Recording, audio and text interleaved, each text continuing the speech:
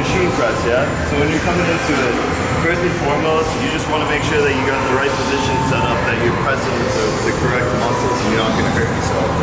So just to go over those positions.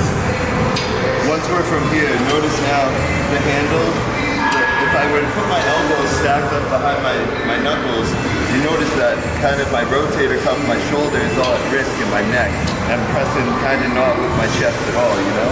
So what this tells me here, the seat needs to come up. Whenever we're doing a flat press, especially in the flat machine press, a good way to know that you're in the right place is that your nipple should pretty much be parallel with the handle.